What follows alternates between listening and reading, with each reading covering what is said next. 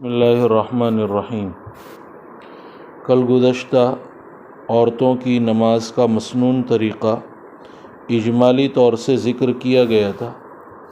आज ज़िक्र किया जा रहा है औरतों की नमाज चंद चीज़ों में मर्दों से मुख्तलिफ, लिहाजा औरतों को उन मसाइल का ख़याल रखना चाहिए। नंबर 1, ख़वातीन को नमाज शुरू करने से पहले इस बात का इत्मीनान कर लेना चाहिए कि उनके चेहरे, हाथों और पाँव के सिवा तमाम जिस्म कपड़े से ढका हुआ हो।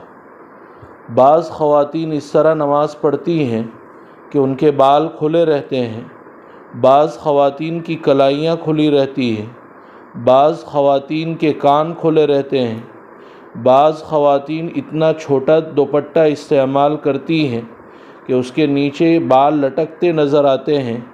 ये सब तरीक़े नाजायज़ हैं। अगर नमाज के दौरान चेहरे, हाथ और पाँव के सिवा जिस्म का कोई उज़्व भी चौथाई के बराबर इतनी देर खुला रह गया जिसमें 3 मरतबा सुबहान रब्बियल अज़ीम कहा जा सके तो नमाज ही नहीं होगी, और उससे कम खुला रह गया तो नमाज हो जाएगी मगर गुनाह होगा। नंबर 2, ख़वातीन के लिए कमरे में नमाज पढ़ना बरामदे से अफजल है और बरामदे में पढ़ना सहन में पढ़ने से अफजल है। नंबर 3, औरतों को नमाज शुरू करते वक्त हाथ कानों तक नहीं बल्कि कंधों तक उठाने चाहिए, और वो भी दोपट्टे के अंदर से ही उठाने चाहिए, दोपट्टे से बाहर न निकाले जाएं। नंबर 4, औरतें हाथ सीने पर इस तरह बांधें कि दाएं हाथ की हथेली बाएं हाथ की पुष्ट पर रख दें। उन्हें मर्दों की तरह नाफ पर हाथ न बांधना चाहिए। नंबर 5, रुकू में औरतों के लिए मर्दों की तरह कमर को बिल्कुल सीधा करना ज़रूरी नहीं है। औरतों को मर्दों के मुकाबले में कम झुकना चाहिए। नंबर 6, रुकू की हालत में मर्दों को उंगलियां घुटनों पर खोल कर रखनी चाहिए, यानी इस तरह, लेकिन औरतों के लिए हुक्म ये है कि वो उंगलियां मिलाकर रखें, यानी उंगलियों के दरमियान फासला न हो, ऐसे। नंबर 7, औरतों को रुकू में अपने पाँव बिल्कुल सीधे न रखने चाहिए बल्कि घुटनों को आगे की तरफ ज़रा सा खम देकर खड़ा होना चाहिए, थोड़ा सा ऐसे आगे झुके हुए। नंबर 8, मर्दों को हुक्म ये है कि रुकू में उनके बाजू पहलुओं से जुदा और तने हुए हों, लेकिन औरतों को इस तरह खड़े होना चाहिए कि उनके बाजू पहलुओं से मिले हुए हों।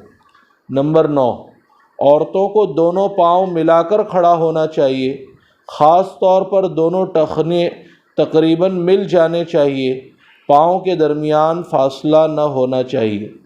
नंबर 10, सजदे में जाते वक्त मर्दों के लिए ये तरीक़ा बयान किया गया है कि जब तक घुटने ज़मीन पर न टिकें उस वक्त तक वो सीने को न झुकाएं, लेकिन औरतों के लिए ये तरीक़ा नहीं, वो शुरू ही से सीना झुकाकर सजदे में जा सकती है।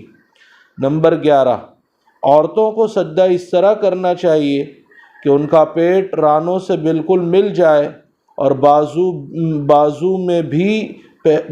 भी पहलुओं से मिले हुए हों।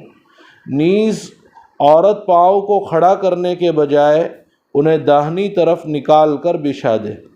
नंबर 12, मर्दों के लिए सजदे में कोहनियाँ ज़मीन पर रखना मना है, लेकिन औरतों को कोहनियों समेत पूरी बाहें ज़मीन पर रख देनी चाहिए, यानी इस तरह सजदा करना। नंबर 13, सज्दों के दरमियान और अत्तहियात पढ़ने के लिए जब बैठना हो तो बाएं कूल्हे यानी सुरीन पर बैठें और दोनों पाँव दाईं तरफ को निकाल दें और दाईं पिंडली पर रखें।